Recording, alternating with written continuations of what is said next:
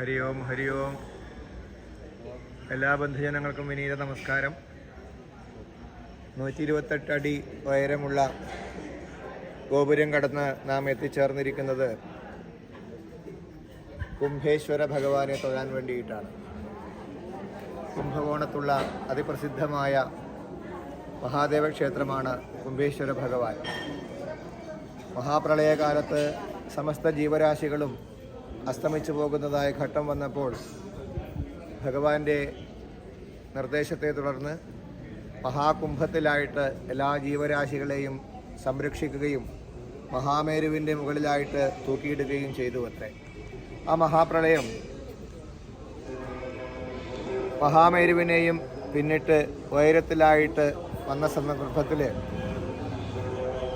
ഈ എല്ലാ ജീവരാശികളെയും സംരക്ഷിച്ചതായ ആ കുംഭം മഹാപ്രളയത്തിലായിട്ട് ഒഴുകുകയുണ്ടായി. അങ്ങനെ വെള്ളം വറ്റിയ സമയത്ത് ആ കുംഭം ഉറച്ച സ്ഥലമാണത്രേ കുംഭകോണം എന്ന് പറയുന്നത്.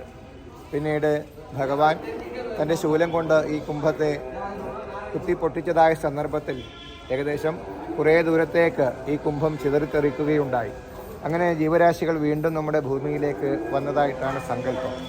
അങ്ങനെ ആ പൊട്ടിയതായ കുംഭം, ആ മണ്ണും അമൃതും ചേർത്ത് മഹാദേവൻ തന്നെ ഉണ്ടാക്കിയതായ ശിവലിംഗം, ഭഗവാൻ തന്നെ ആരാധിച്ചതായ ശിവലിംഗം ഉള്ളതായ സ്ഥലമാണ് കുംഭകോണത്തെ ഈ മഹാദേവ ക്ഷേത്രം എന്ന് പറയുന്നത്. ഏതൊരു ശുഭകാര്യം തുടങ്ങുന്നതിനും തമിഴ്നാട്ടിലുള്ളവർ തിരഞ്ഞെടുക്കുന്ന പ്രധാനപ്പെട്ട ഒരു പട്ടണം, ഒരു ക്ഷേത്ര നഗരി കൂടിയാണ് കുംഭകോണം എന്ന് പറയുന്നത്. ആ കുംഭകോണത്തിലുള്ള മഹാദേവനെ തൊഴാൻ വേണ്ടിയിട്ടാണ് നാം എല്ലാവരും പ്രഭാതത്തിൽ തന്നെ എത്തിയിട്ടുള്ളത്. നട തുറന്ന സമയമാണ്. നമ്മൾ വന്നതിന് ശേഷമാണ് നട തുറന്നത്. ഇത്രയുമാണ് കുംഭകോണത്തെ ക്ഷേത്രവുമായി ബന്ധപ്പെട്ട വിശേഷങ്ങൾ നമുക്ക് പങ്കുവെക്കാനുണ്ട്.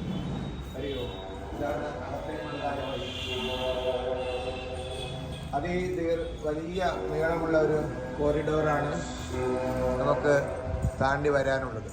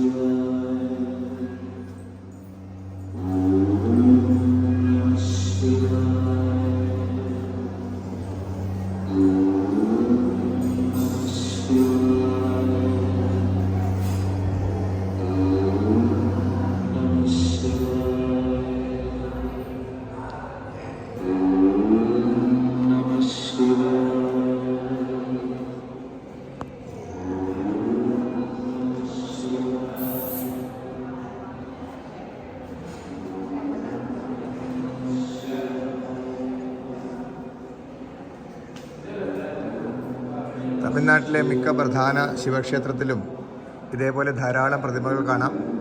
ഇത് 64 നായന്മാർ എന്നാണ് അറിയപ്പെടാറുള്ളത്. ശിവഭക്തന്മാരാണ് ഇവരൊക്കെ. കുംഭേശ്വര ഭഗവാന്റെ ചരിത്രം ചിത്രമായിട്ട് ഇവിടെ ആലോകനം ചെയ്തിരിക്കുന്നു. മഹാപ്രളയത്തിൽ എന്ത് വേണമെന്ന് ചോദിച്ചതായ സമയത്ത് കുംഭമുണ്ടാക്കിയിട്ട് അതിലെല്ലാ സൃഷ്ടികളെയും ഉൾച്ചേർക്കാൻ വേണ്ടി ആവശ്യപ്പെട്ടതായ രംഗം.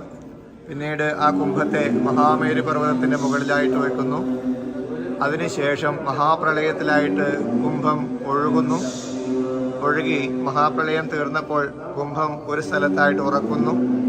ആ ഉറച്ച സ്ഥലം കുംഭേശ്വര ഭഗവാന്റെ സ്ഥാനമായിട്ട് കാണുകയാണ്.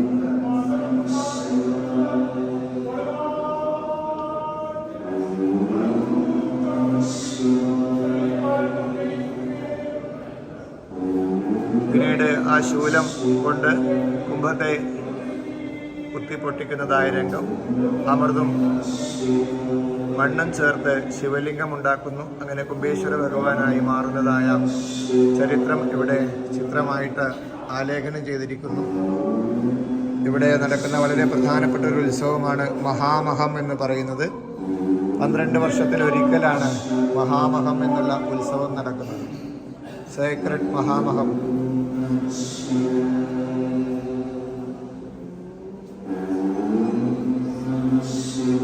ഓം നമഃ ശിവായ, ഓം നമഃ ശിവായ. വളരെ നല്ലൊരു അനുഭൂതിയാണ് പ്രഭാതത്തിൽ തന്നെ ഭഗവാനെ തൊഴുതപ്പോൾ ലഭിച്ചത്.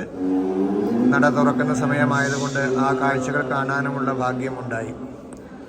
ഓം നമഃ ശിവായ, ഓം നമഃ ശിവായ, ഓം നമഃ ശിവായ, ഓം നമഃ ശിവായ, ഓം നമഃ ശിവായ, ഓം നമഃ ശിവായ, ഓം നമഃ ശിവായ, ഓം നമഃ ശിവായ, ഓം നമഃ ശിവായ, ഓം നമഃ ശിവായ, ഓം നമഃ ശിവായ, ഓം നമഃ ശിവായ, ഓം നമഃ ശിവായ, ഓം നമഃ ശിവായ, ഓം നമഃ ശിവായ.